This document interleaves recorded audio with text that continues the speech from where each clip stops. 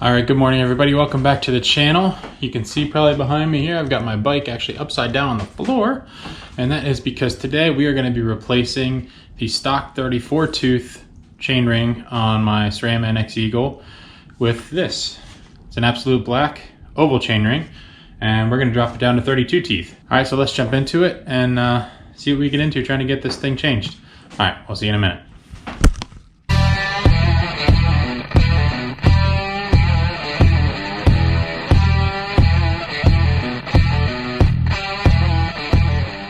So here are the tools that I've got for this job. You can see I've got my small bike torque wrench.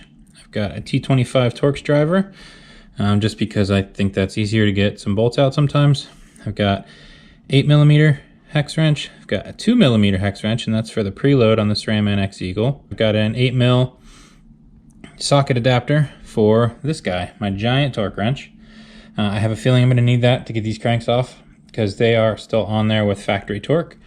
And then I've also got the marine grease back here, which we'll be using to grease up some parts as we reassemble them. All right, so first things first, we've got to get the old ring off. And to do that, we first have to take the chain off. So I'm gonna put clutch, pull the chain off here, and just kind of let it hang, get the crank out of the way. There we go. All right, so now we're gonna need, I have a feeling I'm gonna need this big thing to get this crank off. Reverse, spin this around. Now what I find easiest is to kind of brace my hand here against on the crank and against the chainstay. So here we go, we're gonna try to get this off. Oh, yep, she was on there tight. All right, now that it's broken, apparently my bit's gonna get stuck in there. This problem a little bit ago.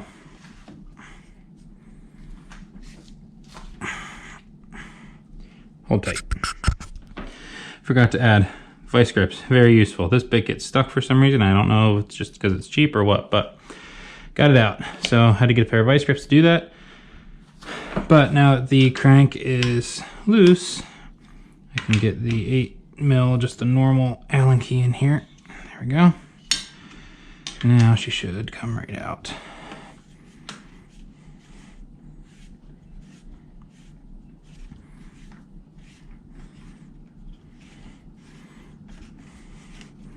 Okay, there we go. Crank arm off. Well, that needs a little bit of grease. Let me go back on there. So now you can see we've got, I'm going to crouch down here. We've got these 3 bolts to take the chainring off.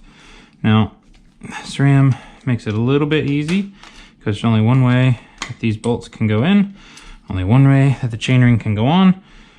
So it's somewhat idiot proof, although I'm sure I could probably screw it up somehow.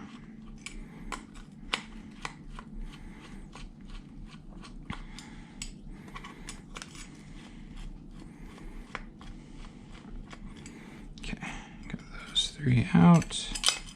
Drop them all over the floor, perfect. Set them up here on my handy dandy work stand, which is just a bar stool covered with a towel so I don't get grease everywhere. There's the old one.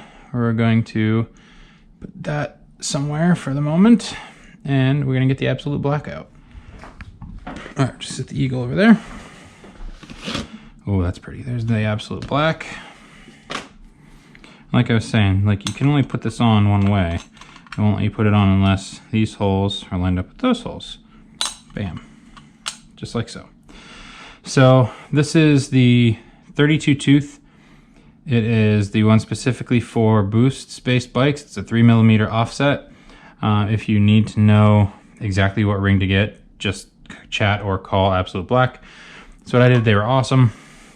It took all of about 30 seconds for the person on chat to send me the link to the exact right chainring. So I already put a little bit of grease on these threads. So I'm going to get these back in here. So the reason I'm dropping from the stock 34 to a 32 is I found myself on the trails around where I live here in central Pennsylvania. I found myself running out of gears, even with Eagle. And I also found that I wasn't using probably the hardest probably 3 to 4 gears, I would say, on my cassette. So basically it just tells me my chainring was too big for the trails I'm riding. So I've wanted to try an oval. To get a replacement eagle was about the same price. To go to a 32 tooth eagle chainring for the aluminum one. So I was like, well, why not just go with the oval? So, all right, I got these in here. I'm going to torque them 6 Newton meters. I wasn't actually able to find a true torque spec, but everybody I saw said this should be pretty sufficient. So she's on there good. Okay.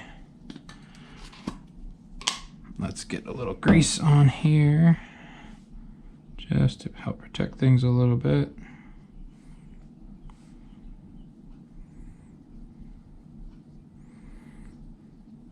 Okay, that's greased, and now we can start reinstalling. So I'm gonna grab my 8mm hex. Let's see if this decides it wants to fight me going back on like it did coming off.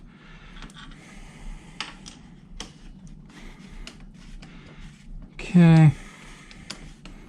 So what you want to do is get your crank pushed all the way through, at least once this is on the eagle. Tighten her down.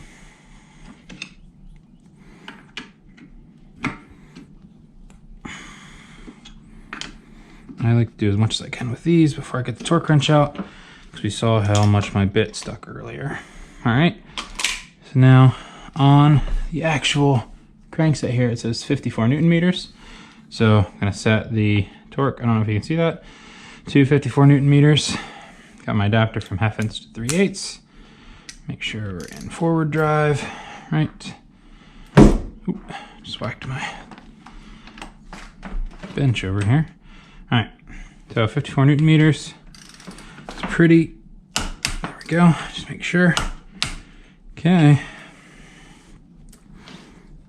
Cranks look pretty good, just be careful you get them aligned. There are splines, so if you're close though, you'll get it, but so spinning nice and free. All right, the other thing I didn't show you is the preload adjust, which is over here. I had loosened this earlier. So for the eagle, you just do it till it stops. You don't want to overdo it. Get your 2mm hex. Tighten this bolt down. There should be. Okay, looks pretty good. Now all I gotta do is put the chain on. Take the clutch off, and we are good to go. There you go, guys. That easy to install. Simple as that. Took about maybe 10 minutes, I don't know. Thank you guys for watching Bike Shaped Objects. My name's Jeremy. See you guys next time.